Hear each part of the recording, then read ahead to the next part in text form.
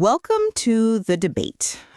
Imagine standing in front of a mirror, expecting to see your reflection, but instead of just showing you what you look like right now, the mirror begins to shift. Right. It shows you the expression you're about to make before you even move a muscle. Exactly. It dims the lights in your room because it senses from your posture that you have a headache, and it softly plays a song you didn't even realize you wanted to hear. At first, it feels like magic. Sure, incredibly convenient. But soon, as this happens day after day, you have to ask yourself a deeply unsettling question. Are you still deciding how to feel, or is the mirror deciding for you? Today, we are exploring this exact dynamic from our source material. Yeah, the texts really dig into this core question.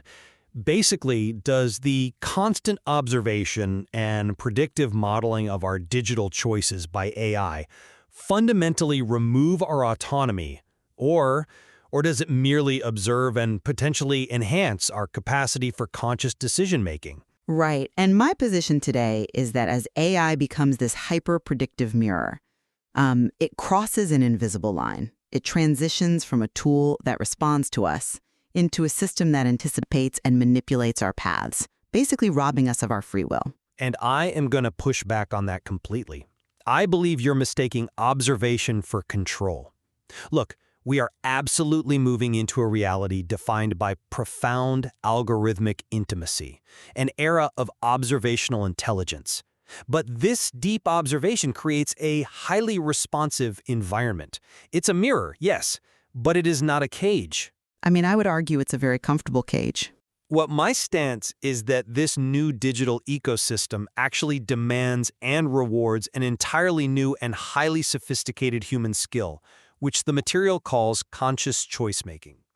Okay, let's really get into the mechanics of what this algorithmic intimacy actually looks like in practice. Because I don't think most people realize that human autonomy is being systematically dismantled just beneath the threshold of our conscious awareness. Let's talk about the concept of behavioral embeddings. Oh, that's a fascinating part of the text. It is, but it's also terrifying. Think about the last time you opened your phone, maybe just to check a single email, and suddenly 45 minutes vanished on a short video feed. That wasn't a random lapse in your willpower. Right, it was designed. Designed by a system mapping your behavior mathematically. Every click, every pause, the exact speed at which your thumb scrolls, even the words you type in a search bar and then hurriedly delete. None of this is thrown away. It is all transformed into mathematical vectors. Right, so the system is plotting your actions on a multi-dimensional graph. Exactly. And let's break down how invasive that actually is. The AI isn't just seeing that you clicked on a travel video. It is measuring the 2.4-second pause before you clicked. It correlates that pause with the time of day, your current location, and maps it on a massive grid of human behavior to find exactly who you are most similar to. Systems are using predictive choice modeling to forecast your decisions before your conscious brain even formulates them. They identify your exact moments of hesitation? Yes. They know your emotional triggers, your impulsiveness, and your moments of biological vulnerability. Like, when you're sleep deprived at 11 p.m. By exploiting these specific psychological access points, the algorithm entirely bypasses your rational consent. Okay, but It serves you the perfectly calibrated stimulus to ensure you take the path it has already mapped out. So, that is not a tool. That is an invisible architect of human behavior. hold on, I really need to stop you there because you are jumping from the AI understands my habits to the AI is an invisible puppet master. And I come at it from a very different angle. Okay, how so? Well, the sheer depth of this observation is vast. I will grant you that. The text talks about multimodal learning. The systems aren't just looking at clicks anymore. They are synthesizing text, video, voice tone, and even the micro-hesitations in your mouse movements to create a 360-degree understanding of who you are. But understanding is not the same thing as coercion. When the understanding is used to trigger a specific behavior, how is it not coercion? Because knowing how you operate allows the system to build an environment tailored to your actual needs. I mean, this deep observation enables entirely new frontiers. Think about hyper-personalized education or, mental health support that catches a depressive spiral before you even recognize the symptoms yourself. I mean, the health applications are promising, sure. Right. Or even just smarter productivity tools that actually work with your unique cognitive rhythm.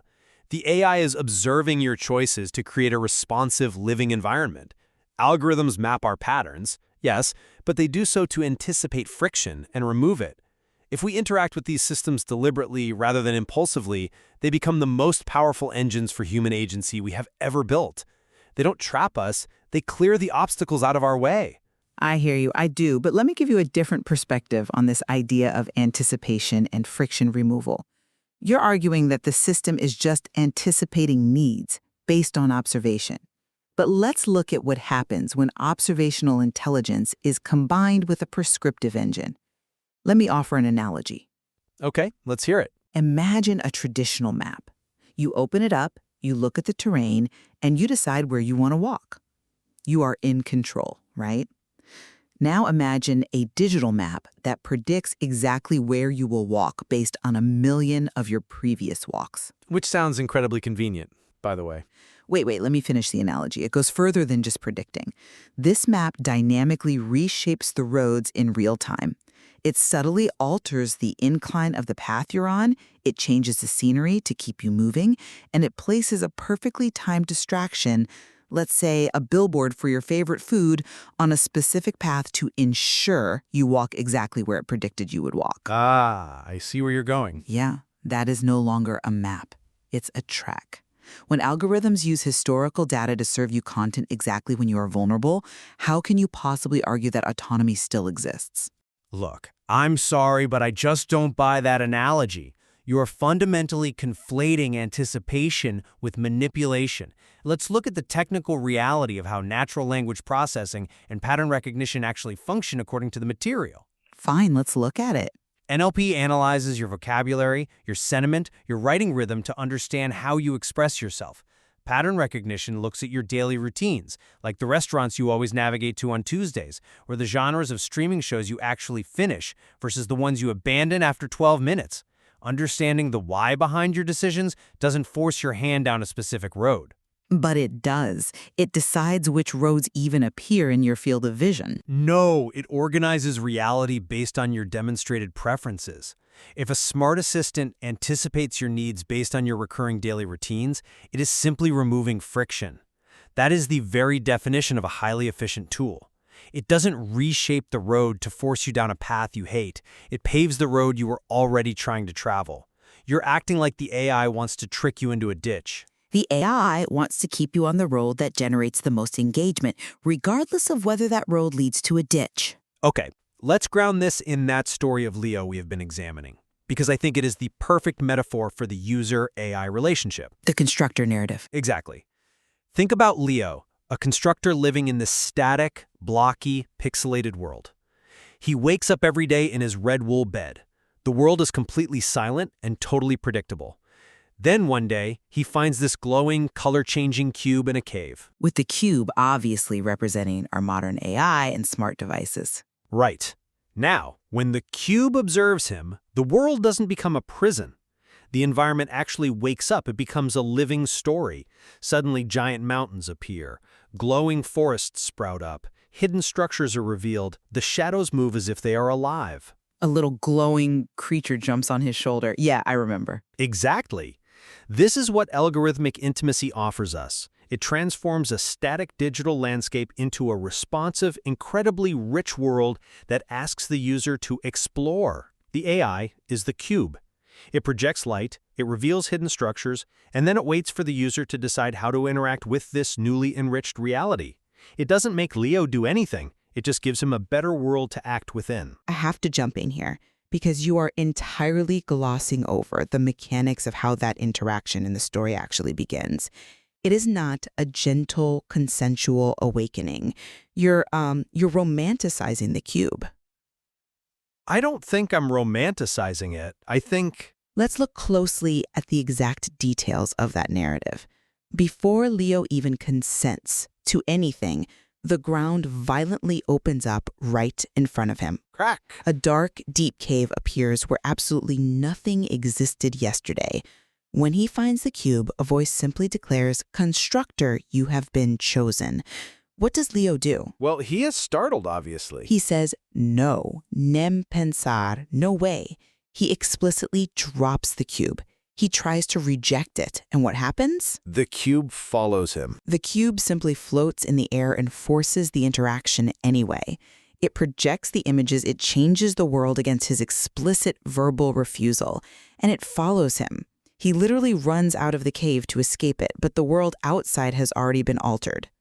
The entity tells him to explore, and when he asks for an explanation, the response is total silence. Yes, he resists at first. That is a very human reaction to a massive paradigm shift. It is the exact reaction we all have to invasive technology. I would argue this perfectly mirrors the illusion of choice in modern user interfaces. The system forces its narrative regardless of your pushback. You can click reject all cookies. You can click not interested on a suggested post.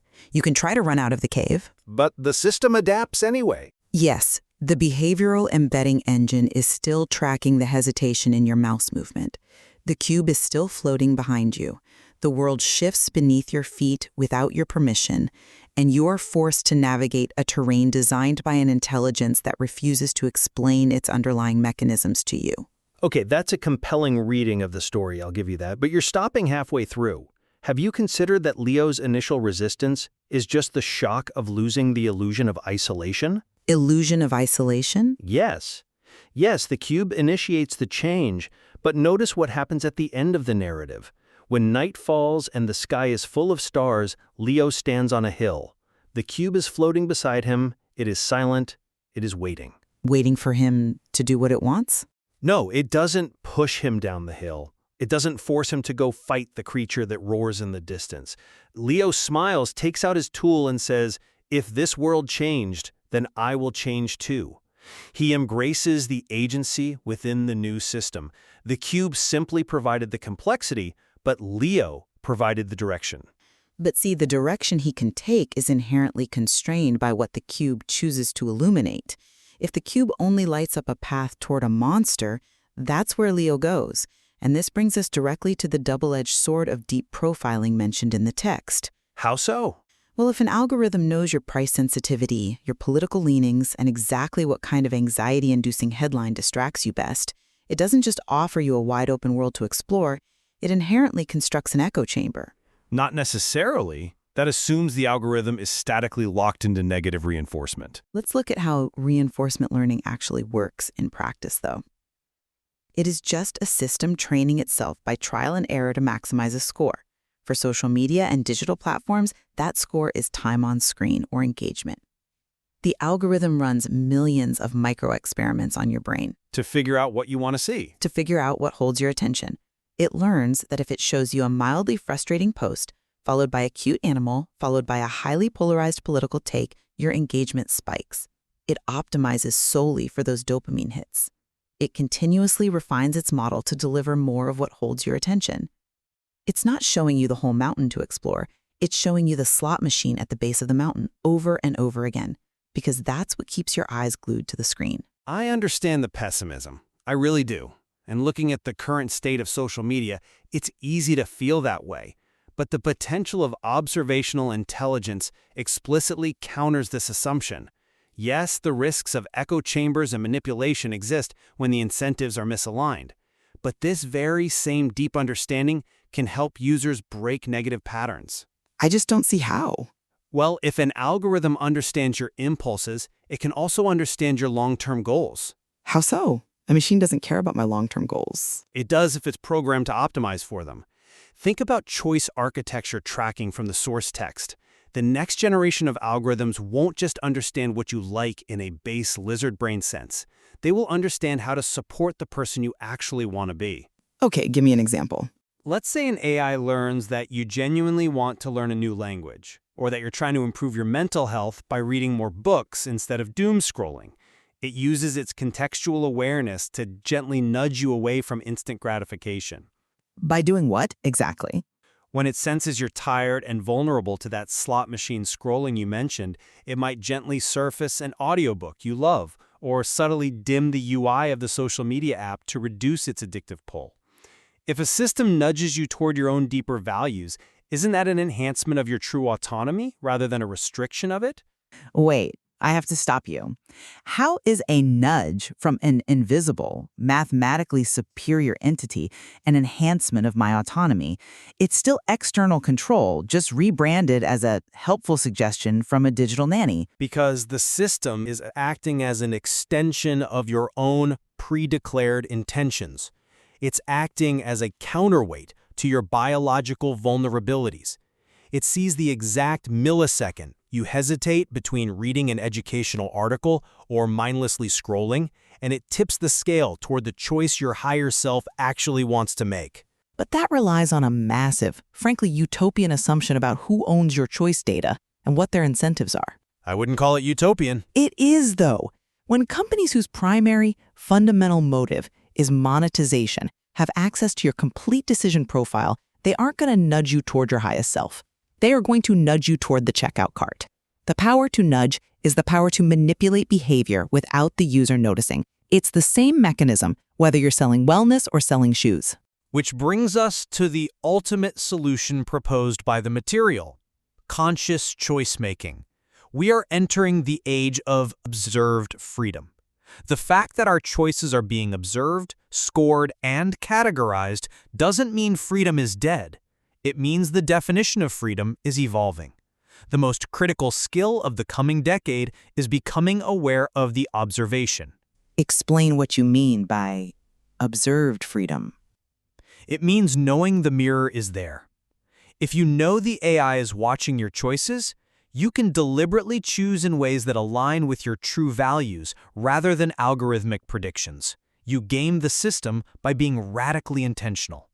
You refuse to operate on autopilot. Look, I look at the sheer asymmetry of power between a human and an AI, and I see a deeply flawed premise in that logic. You are asking a human brain, which is subject to fatigue, emotion, stress, and biological limits, to practice conscious choice-making against a system that never sleeps. We have the capacity for awareness. We are talking about an AI equipped with a 360-degree multimodal understanding of your emotional triggers. It knows the exact millisecond your mouse hovered over an image. But the human brain is the source of the data. The AI can only predict based on past patterns. I'm not convinced that matters, because it drastically underestimates the machine. Asking a user to simply outthink an algorithm equipped with predictive choice modeling is like asking a chess novice to consciously outmaneuver a supercomputer.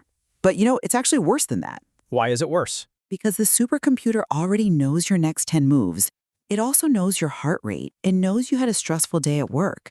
And it knows exactly what kind of flashy distraction to place next to the chessboard, so you look away just long enough for it to move its pieces. That is a very bleak view of human agency. You cannot consciously outchoose a system designed to exploit the subconscious. It operates entirely underneath the radar of your awareness. When feeds detect you are feeling vulnerable and serve content accordingly, you don't even realize you're being played until an hour has passed. I agree that the asymmetry is daunting. I really do. The machine is incredibly fast and incredibly observant. But you are treating the user like a passive victim, a rat in a maze. The user isn't playing chess against the AI.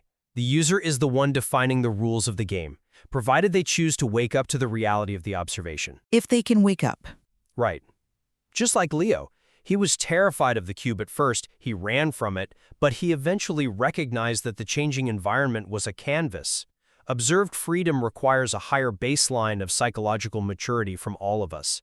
It requires us to pause and ask ourselves, why did I click that? Did I actually want to buy this, or was I just feeling vulnerable? But that pause is exactly what the AI is designed to eliminate. And that is the challenge. The algorithm acts as a mirror that exposes our own mechanical behaviors. Think about it. By showing us exactly how predictable we are, how easily we fall for clickbait or outrage, it actually gives us the opportunity to see our flaws and become unpredictable. It forces us to evolve from reactive, impulsive beings into deeply conscious actors. So basically, to survive the technology, we have to become hyper-vigilant monks. Well, I think if we look at the reality of how these behavioral embeddings and context-aware systems operate, they fundamentally erode genuine human autonomy. They don't just reflect our desires, they anticipate, shape, and ultimately direct our choices by bypassing our rational defenses. The map becomes a track. When an intelligence understands our vulnerabilities better than we do, the concept of free will becomes little more than an illusion maintained by a smooth user interface. And I maintain that this highly sophisticated observation, while incredibly powerful and, yes, somewhat intimidating, simply creates a deeply responsive digital ecosystem. It is a living story, much like the world Leo awoke to. The AI observes, it predicts, and it offers paths. But it still leaves the ultimate power of conscious choice firmly in the hands of the user. It does not destroy autonomy. It demands that we elevate it. Well, I think where we absolutely converge today is on the unprecedented depth of this algorithmic intimacy, the granular level at which these systems operate, capturing the rhythm of our keystrokes, the fractions of a second we hesitate, is something most people simply do not comprehend as they go about their daily lives. Agreed. The stakes for understanding who owns this choice data and exactly how these behavioral profiles are being utilized are incredibly high. We're dealing with systems that read the subtle, silent language of human behavior fluently. The reality is that the AI is already watching. It is already learning our patterns. The true challenge before us isn't necessarily stopping the observation. That ship may have already sailed. Right, it's already here. The challenge is determining if humanity can evolve its own self-awareness fast enough to match the staggering sophistication of the machines observing us. Exactly. The mirror is already in front of us, and it is tracking every microexpression. Which brings us back to where we started. The mirror doesn't just show your reflection, it predicts your next move. The question is no longer whether algorithms understand you. They already do. So the question we leave you with today is the one that really matters. Are you paying attention to what it's learning about you?